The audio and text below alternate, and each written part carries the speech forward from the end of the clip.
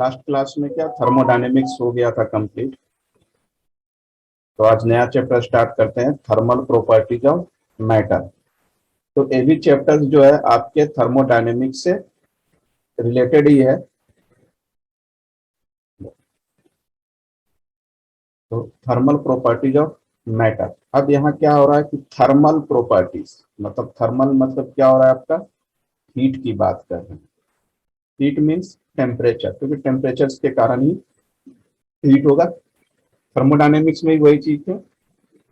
हम एटम के thermal properties की बात करते हैं, तो इसमें डिस्कस कर लेते हैं टेम्परेचर्स एंड हीट, क्योंकि थर्मल का मतलब दोनों है, टेम्परेचर एंड हीट, या हीट एंड टेम्परेचर्स के बारे में पहले डिस्कस कर लेते हैं। तो क्वेश्चंस अराइज होता है यहाँ कि what is heat. Heat basically होता क्या है ना। जैसे गर्मी के मौसम में देखते हैं, समर में क्या होता है आपका, गर्मी ज्यादा लगते हैं, हीट ज्यादा होते हैं, और विंटर में हीट कम होता है। Heat is a form of energy transform between two bodies due to difference in temperature. तो heat basically heat is a form of energy transform between two body due to difference in temperature. अब देखते हो घर में कोई भी चीज अपन gas पे अगर गर्म करते हैं, या चाय की जो कप होती है अपन छूते हैं, तो क्या होता है, चाय की प्याली क्या गर्म लगती है, या गैस। तो गर्म क्यों लगा, क्योंकि टेम्परेचर का डिफरेंस है। चाय की प्याली पे क्या है, तो चाय की प्याली का टेम्परेचर वहां ज्यादा होता है, और अपन हैंड से कवर अप करते अपनी टेम्परेचर कम होता है हाथ का। उसके कारण से क्या होता है कि अपने को गर्म लगता है। मतलब क्या होता है कि एनर्जी का ट्रांसफॉर्म हो रहा है बेसिकली, यहाँ high temperature to low temperature. And heat energy always flow from a body at high temperature to a body of low temperature. Generally heat का फ्लो जो होता है हमेशा हाई टेम्परेचर से लो टेम्परेचर की तरफ होता है, जैसे कुछ इस तरह से high temperature to lower temperature. अब यहाँ क्वेश्चन अराइज होता है कि सर टेम्परेचर क्या होता है। Temperature is a basically measurement है, मेजर करने के लिए यूज होता है। जैसे मास हुआ, टाइम हुआ, मेजरिंग यूनिट्स है। As it is temperature is also a measuring units, and इससे आप मेजर कर सकते हो कि कोई भी बॉडी जो है कितना गर्म है और कितना ठंडा है। आप टेम्परेचर से ही आप मेजर कर सकते हो। And it also defined as the thermal conditions of a body which determine its ability to transfer of heat from other body। या आप टेम्परेचर के से भी मेजर कर सकते हैं कि भाई किसी भी बॉडी की हीट ट्रांसफर की एबिलिटी कितनी ज्यादा है, मतलब जिसकी जितनी ज्यादा टेम्परेचर उतनी ज्यादा वो हीट ट्रांसफर करेगा। And it is the property which determine the direction of flow of heat between two bodies in the thermal contact with each other। तो इससे और क्या निकलते हैं, डायरेक्शन ऑफ हीट फ्लो। जैसा कि मैंने अभी बताया कि हीट का फ्लो बेसिकली कैसे होता है, high temperature to low temperature की तरफ होता है ना। तो that means temperature will decide the direction of flow of heat, मतलब in which direction heat will flow, it will depends upon the temperature पे डिपेंड करेगा। अब अगर दो बॉडी का सेम टेम्परेचर है, तो अगर दो बॉडी का सेम टेम्परेचर है तो दोनों क्या कहलाएगा, आपका थर्मल इक्विलिब्रियम में कहलाएगा।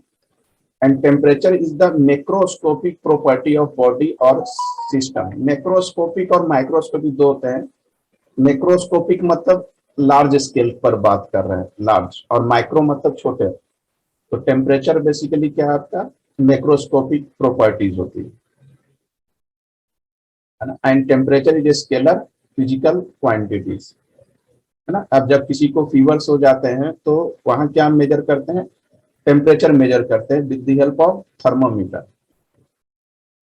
तो अभी मैंने आपको डिस्कस किया हीट क्या होता है और टेम्परेचर के बारे में डिटेल एनालिसिस किया। अब इसके बीच का डिफरेंस देख लो, जो उधर मैंने पढ़ाया ना उसी को आप डिफरेंस के फॉर्म में भी आप लिख सकते हो, है ना। क्या कि टेम्परेचर जो होता है वो थर्मल कंडीशन होता है, इससे आप direction of heat flow measure कर सकते हैं।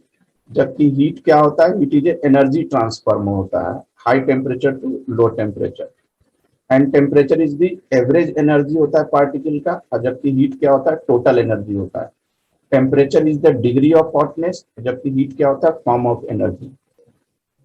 टेम्परेचर की यूनिट क्या होती है, केल्विन या सेल्सियस या फ़ारेनहाइट, जो भी बोले, ज्यादातर अपन केल्विन और सेल्सियस यूज करते हैं। और जबकि हीट की यूनिट्स क्या होती है, जूल या calorie. Joule is the SI unit and calorie is the CGS unit. क्या होगा इसका आंसर, टेम्परेचर। सही है, टेम्परेचर। इसका बताएं क्या होगा, sir pressure. Temperature when two bodies have same, दो बॉडी का same, they have said to be thermal equilibrium, है ना। तो थर्मल का मतलब टेम्परेचर होगा या हीट होगा, है ना, टेम्परेचर या हीट होगा। तो समझ सकते हैं क्या हो जाएगा यहाँ, टेम्परेचर। थर्मल इक्विलिब्रियम मतलब दो बॉडी का टेम्परेचर सेम होगा।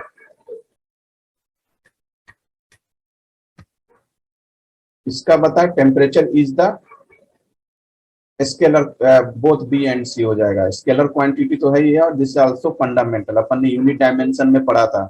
7 बेसिक या 7 फंडामेंटल यूनिट्स होते हैं। मेजरमेंट ऑफ टेम्परेचर देखते हैं। तो टेम्परेचर को किससे मेजर करते हैं, थर्मोमीटर से करते हैं। ये मैंने आपको अगर याद हो तो थर्मोडायनेमिक्स में भी मैंने आपको बताया था। An instrument design to measure the temperature is called thermometer. Thermo का मतलब हीट और मीटर का मतलब मेजरमेंट होता है, मतलब हीट मेजरमेंट। तो हीट मेजरमेंट के लिए यूज करते हैं। तो टेम्परेचर मेजरिंग इंस्ट्रूमेंट क्या, thermometer. Thermometer are also different types, liquid in gas thermometer. तो लिक्विड इन गैस थर्मोमीटर में क्या होता है, आपका pressure constant and delta is given by del v. Constant volume gas thermometer, constant volume gas thermometer में क्या होता है, वॉल्यूम कांस्टेंट है तो कह रहा है कि कांस्टेंट वॉल्यूम, तो delta is given by del p. Third one is the resistance thermometer. Resistance thermometer क्या होता है आपका, delta is given by del r. And thermometer scale measure किससे करते हैं, सेल्सियस स्केल से करते हैं, फ़ारेनहाइट स्केल से करते हैं, एंड केल्विन स्केल से करते हैं। measurement of temperatures and objective measurement of temperature is based on the zeroth law of thermodynamics। basically किस पे based है, zeroth law of thermodynamics। ये ऑलरेडी मैंने आपको थर्मोडायनेमिक्स में डिस्कस कर दिया है, तो ज्यादा मेरे को बताने की जरूरत नहीं है। और इसी तरीके से मैंने भी यहाँ एक्सप्लेन कराया था कि two bodies A and B are thermal equilibrium with a third body से separately, then A and B are in thermal equilibrium each other. अगर मैं इसको डायग्राम के थ्रू बताऊं आपको, ए, दिस इज बी, और ए हो गया सी। तो क्या कह रहा है कि ए एंड बी, ए और बी दो बॉडीज है जो सी के साथ थर्मल इक्विलिब्रियम में है, सेपरेटली, अलग अलग। Then A and B are also in thermal equilibrium. This is called zeroth law of thermodynamics.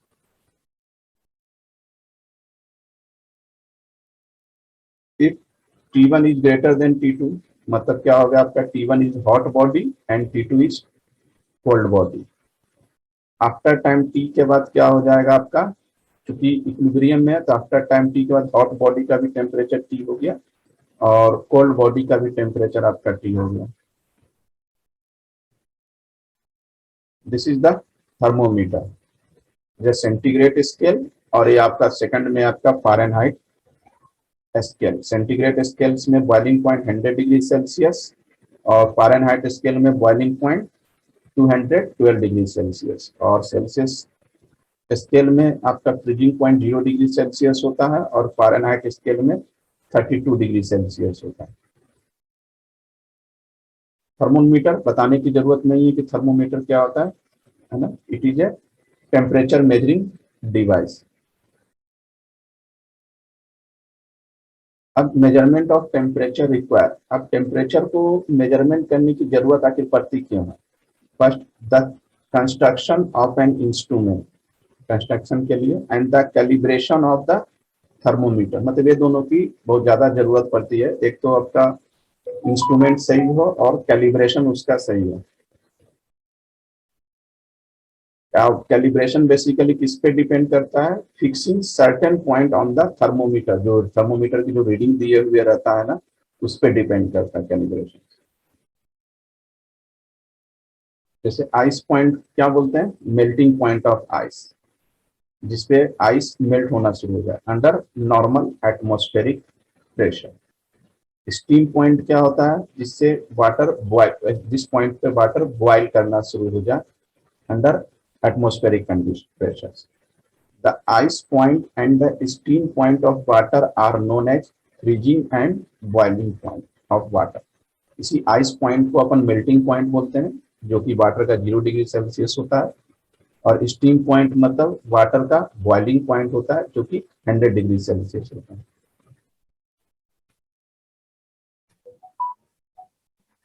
बताएं क्या होगा इसका आंसर?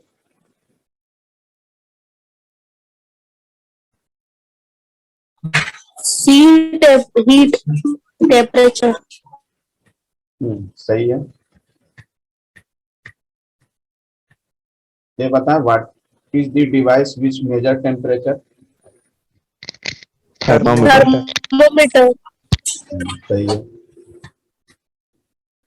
अब देखते हैं ideal gas equations and the 3 scale of temperatures. Ideal gas equations scale, this is the Celsius scale, है ना। यहाँ पर आपको स्केल थर्मोमीटर क्या रहेगा? आपका नंबर ऑफ डिविजन्स दिए हुए रहेंगे, और each division correspond, this is the 0 degree Celsius या 32 डिग्री फ़ारेनहाइट बोलते हैं आप।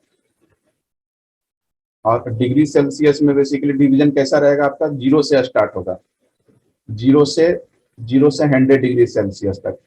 और जब ये फ़ारेनहाइट स्केल रहेगा तो इसकी डिवीजन कहाँ से स्टार्ट होगी? 32 से स्टार्ट होगी, 32 से 212 तक रहेगा इसमें। And 1 degree Celsius 1 degree Fahrenheit. On the Celsius scale, it is 0 degree Celsius and 100 degree Celsius. This is the Fahrenheit scale. Fahrenheit scale पे क्या होगा? 100 degree Celsius means 212 degree Fahrenheit. The ice and steam point have the value 32 degree Fahrenheit and 212 degree Fahrenheit. Fahrenheit scale में जैसे वहाँ 0 degree Celsius था, melting point यहाँ 32 degree रहेगा, वहाँ 100 डिग्री सेल्सियस रहेगा, तो यहाँ 212 डिग्री फ़ारेनहाइट है। अब देखो ideal gas equations, PV equal to nRT, ये मैंने थर्मोडायनेमिक्स पढ़ाते समय भी आपको डिस्कस किया था। P is the pressure, V is the volume, T is the temperature, N is the number of moles जो कि कांस्टेंट होते हैं, और R is the ideal gas equation constant, this is also constant. और R equal to क्या हो जाएगा आपका? PV upon T, this is constant. तो इसका इक्वेशंस क्या हो जाएगा? P1 V1 T1 equal to P2 V2 upon T2।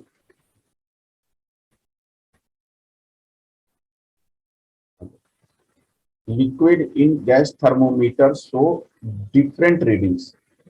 Gas thermometer, liquid in gas thermometer में अगर आप लिक्विड्स मेजर करोगे तो अलग अलग रीडिंग बताएगा for temperature other than the fixed point because of different expansion property. क्योंकि लिक्विड्स के हर टेम्परेचर्स पे एक्सपांशन प्रॉपर्टी अलग अलग होती है। तभी तो लिक्विड आप देखते हो कि जब लिक्विड्स को अपन गर्म करते हैं तो गर्म बेसिकली कहाँ से स्टार्ट होता है आपका? 100 डिग्री सेल्सियस से तो गर्म होना स्टार्ट होता है। A thermometer that uses gas gives the same reading. A thermometer that uses gas gives the same reading regardless of which is gas is used. अगर आप थर्मोमीटर्स में अगर आप गैस यूज कर रहे हैं ना, तो दैट मीन्स अगर थर्मोमीटर्स में अगर गैस यूज कर रहे हैं तो मतलब कि थ्रू आउट द रीडिंग एक जैसा होगा। लेकिन अगर थर्मोमीटर्स में अगर आप लिक्विड यूज कर रहे हो तो थ्रू आउट रीडिंग्स अलग अलग हो जाएंगे। मतलब इस एक्सपेरिमेंट से क्या आपको बता रहा है कि गैस, ऑल गैसेज, जितने भी गैसेज है, all gases had low density exhibit same expansion behaviour, मतलब जितने भी गैसेस है लो डेंसिटी पे भी एक्सपांशन बिहेवियर एक जैसा होगा। मतलब कि अगर आप गर्म करोगे गैसेस को तो एक जैसा एक्सपांड होगा। And the variable that describe the behaviour of given quantity of gas, pressure, volume and temperature. तो बिहेवियर ऑफ गैस को आप कैसे डिफाइन करेंगे? क्वांटिटी ऑफ गैस को on the basis of pressure, volume and temperature के basis पे।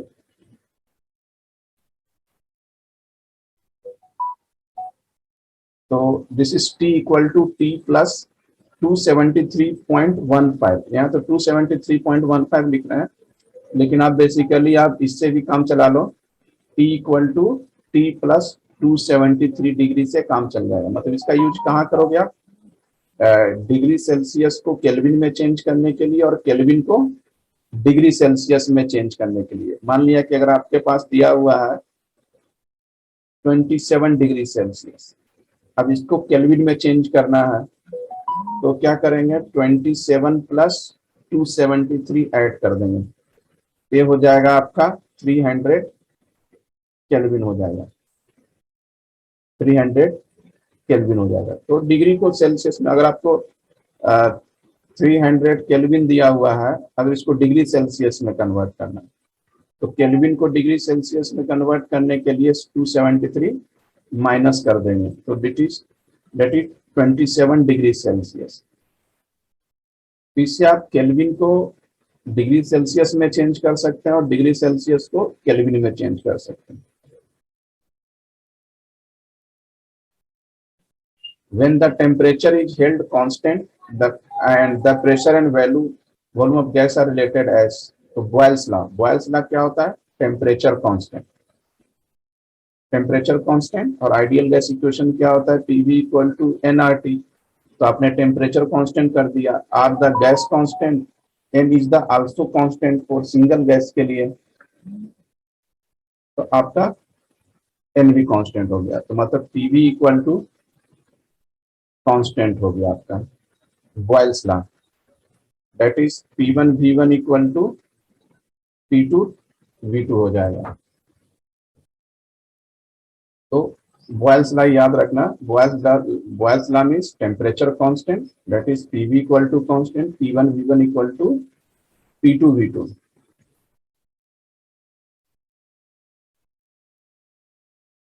Next देखते हैं केल्विन स्केल और absolute temperature scale.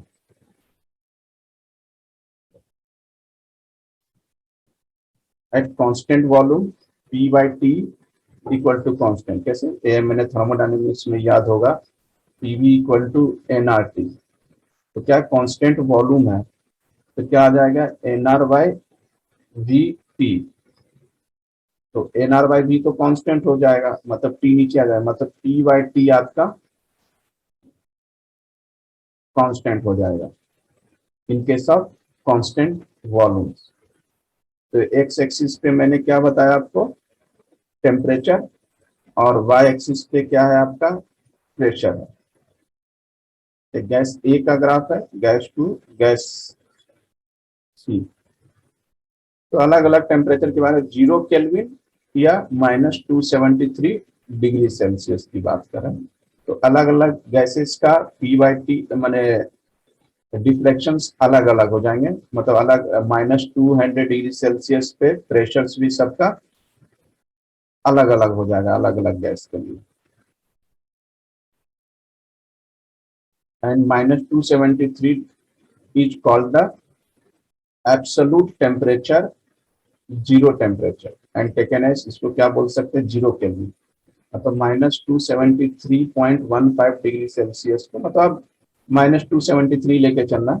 This is called absolute zero temperature, या pressure zero and volume zero, दोनों जीरो हो जाएगा तभी आपका एब्सोल्यूट जीरो टेम्परेचर एग्जिस्ट करेगा। When the pressure is held constant, अगर प्रेशर कांस्टेंट हो तो क्या हो जाएगा आपका?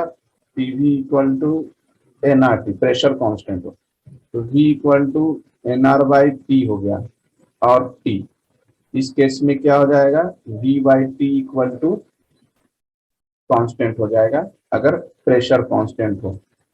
तो volume of the quantity of gas is related to V by T आपका कांस्टेंट हो जाएगा इसमें, वॉल्यूम और टेम्परेचर का रेशियो।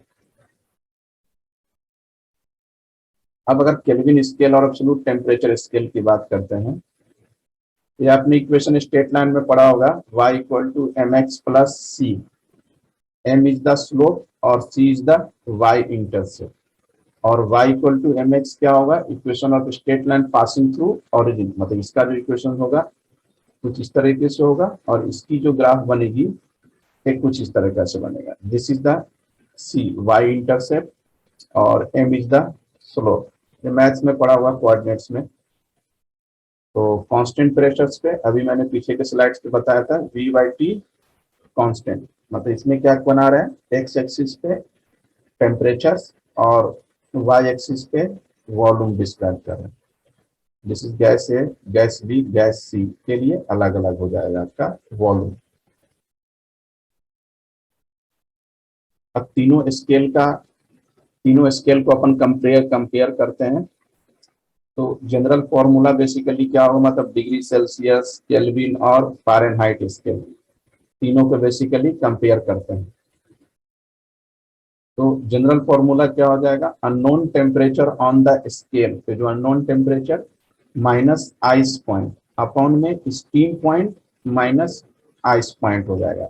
इससे आप डिग्री सेल्सियस को आप केल्विन्स में फिर या फ़ारेनहाइट स्केल में अलग अलग आप चेंज कर सकते हैं। This is Celsius scale, kelvin scale, and third one is the Fahrenheit scale. देखो, तो ये आपको तीनों टेम्परेचर्स में रिलेशन है। टीसी मतलब सेल्सियस स्केल का टेम्परेचर माइनस जीरो, जीरो क्यों लिया, क्योंकि सेल्सियस स्केल में आइस पॉइंट क्या होता है आपका, जीरो, और नीचे का steam point minus ice point, मतलब स्टीम पॉइंट 100 और आइस पॉइंट 0। अब नेक्स्ट क्या कह रहा है कि आपका देखो सेल्सियस स्केल वो केल्विन स्केल, जनरल फॉर्मूला आपका ऊपर है। तो unknown temperature on the scale क्या हो गया, टी के, टी के is the temperature in kelvin scale, जो कि अपने को फाइंड आउट करना रहेगा। आइस पॉइंट, केल्विन का आइस पॉइंट बेसिकली क्या होता है, 273.15। आप 273 भी यूज कर सकते हैं, कोई प्रॉब्लम्स नहीं है। 273 ये आपका आइस पॉइंट हो गया। अब केल्विन का बेसिकली स्टीम पॉइंट क्या होता है आपका, अब देखो सेल्सियस में क्या आपका 100 है। अब मैंने बताया था कि डिग्री सेल्सियस को केल्विन में चेंज करने के लिए 273 ऐड करते हैं। अब चूंकि यहाँ स्टीम पॉइंट का 100 है डिग्री सेल्सियस में, और अपने को स्टीम पॉइंट केल्विन में निकालना है, तो 100 में 273 ऐड करेंगे तो कितना हो जाएगा आपका, 373 हो जाएगा। अगर 273 यूज करते हैं, 273.15 यूज करेंगे तो 373.15 होगा। इसलिए केल्विन स्केल में स्टीम पॉइंट क्या हो जाएगा, 373.15, और आइस पॉइंट तो जैसा ऊपर यूज किया 273, वहां भी आपको 8। अब आ जाओ फ़ारेनहाइट स्केल। फ़ारेनहाइट स्केल में अननोन टेम्परेचर क्या हो गया आपका, टीएफ, जो कि फाइंड आउट करना रहेगा। आइस पॉइंट क्या हो गया आपका, 32, जो कि मैंने प्रीवियस कुछ स्लाइड्स में बताया था कि फ़ारेनहाइट स्केल में क्या होता है, 32 होता है। सेल्सियस में 0 डिग्री सेल्सियस, तो फ़ारेनहाइट में 32। तो फ़ारेनहाइट का आइस पॉइंट क्या होता है, 32 डिग्री सेल्सियस, और स्टीम पॉइंट क्या होता है, 212 डिग्री सेल्सियस। तो ये आपका रिलेशंस है। इस रिलेशन से आप किसी को भी किसी में भी आप चेंज कर सकते हैं, मतलब सेल्सियस को केल्विन में या सेल्सियस को फ़ारेनहाइट में चेंज कर सकते हैं, या केल्विन को फ़ारेनहाइट में या केल्विन को सेल्सियस में, या फ़ारेनहाइट को केल्विन में या फ़ारेनहाइट को सेल्सियस, जैसा भी जो कन्वर्शन दिया हुआ है उस हिसाब से एक दूसरे को चेंज इजिली कर सकते हैं।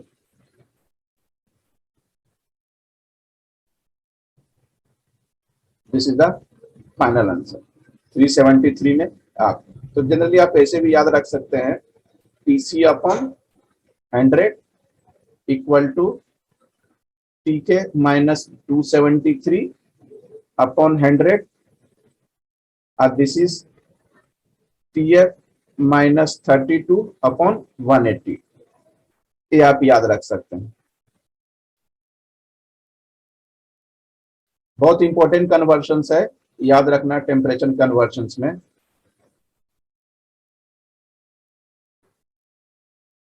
Comparison of kelvin, Celsius and Fahrenheit temperature. This is a kelvin scale, sir आवाज कट रही है। डिग्री सेल्सियस, और this is the degree Fahrenheit. जब अपन क्या कर रहे हैं, वाटर को बॉयल कर रहे हैं।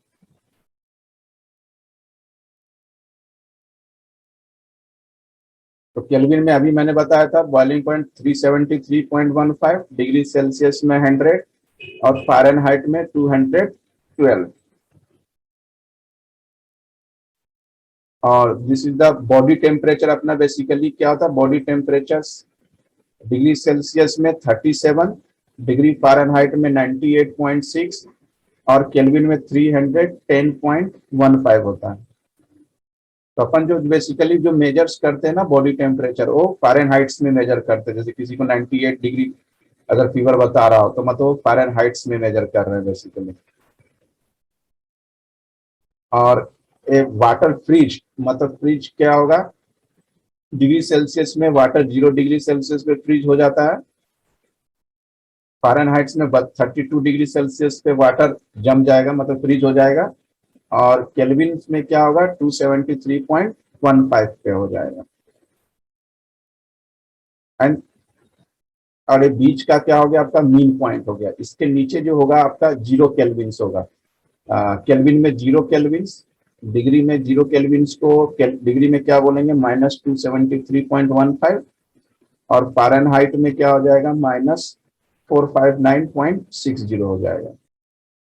अभी बता, वाटर बॉयल्स किस पे होता है? Sir both ABC. हाँ, तीनों हो जाएगा इसमें, बोथ एबीसी।